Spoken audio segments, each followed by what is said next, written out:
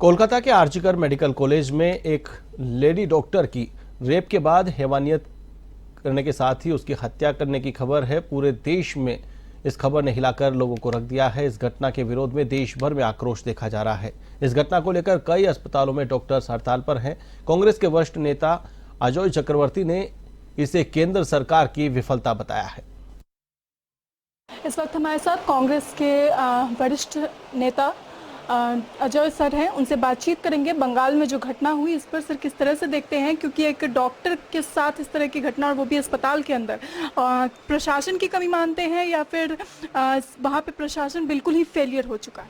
नहीं, देखिए एक चीज़ है, पिछले कई सालों से कई बार जो है डॉक्टर लोग के खिलाफ जो है मारपीट की घटनाएं, हॉस्पिटल में काम करने के साथ एक महिला, एक नर्स थी अरुणा शंमुगम, उनका गला दबोच दिया गया था और वो 15 साल तक हॉस्पिटल में रही और हाल में कुछ साल पहले जो है उनकी मौत हुई।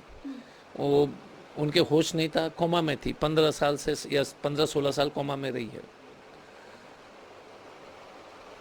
सफ्दरजंग में मारपीट हुई, फिर जीबी पंत में, मुझे अगर याद है, बहुत सारे हॉस्पिटल्स में लगातार जो है डॉक्टर के साथ कभी मारपीट, कभी छेड़खानी, और मेडिकल स्टाफ, सिर्फ डॉक्टर नहीं। तो ये एक बंगाल की समस्या सिर्फ नहीं है। देखिए, जूनियर डॉक्टर के पास चेंजिंग रूम नहीं है, महिला के पास अपने रूम्स नहीं है, रेस्टिंग रूम नहीं है। वो लड़की के साथ घटना कैसे हुई? वो थक गई थी तो वो सेमिनार रूम में सोने के लिए चली गई। अगर कोई और रूम होता सुरक्षित जगह पर तो वो बच्ची तो जाती नहीं। और ये देश भर के हॉस्पिटल की यही स्थिति है।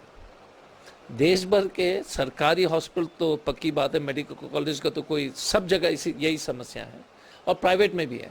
तो पहले तो सिक्योरिटी, आराम करने का सुविधा, पूरा जो है डॉक्टर्स का जो है प्रोटेक्शन का जो ढांचा को आपको बनाना। महाराष्ट्र में हुआ, बॉम्बे में हुआ, गुजरात में हुआ, हर जगह हो रहा है।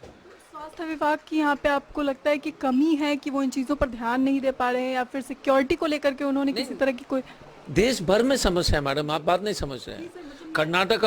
कर्नाटका में हो या गुजरात में, जब तक व्यापक रूप से आप इसको नहीं देखेंगे ना, हर रोज कोई ना कोई घटना होती रहेगी। कभी बंगाल में होगा तो आप सब लोग भाजपा वाले कूद रहे हैं, परसों अगर गुजरात में होगा तो ये कूदेंगे क्या? नहीं कूदेंगे।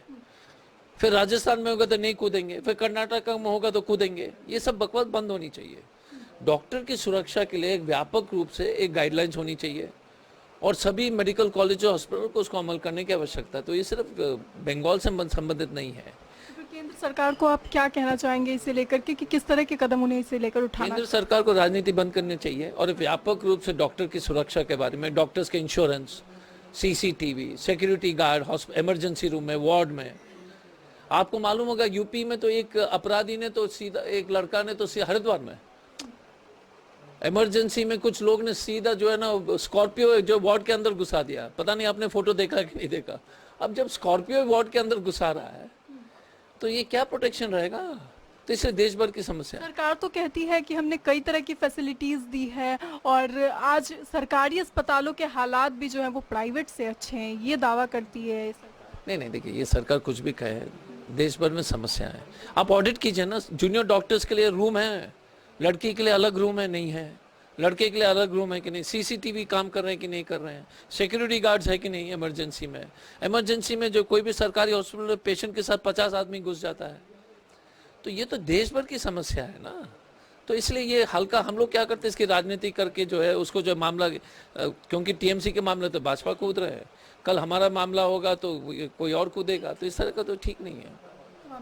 शुक्रिया सर। तो साफ तौर पे आपने सुना किस तरह से जो बंगाल में हादसा हुआ उसे लेकर के लगातार जो है राजनीति की जा रही है। हालांकि अब सवाल ये है कि क्या सिर्फ इस पर राजनीति होगी या फिर इसका कोई सॉल्यूशन भी होगा। आरोपी पकड़ा गया है, मगर सवाल अभी प्रशासन पे लगातार उठाए जा रहे हैं।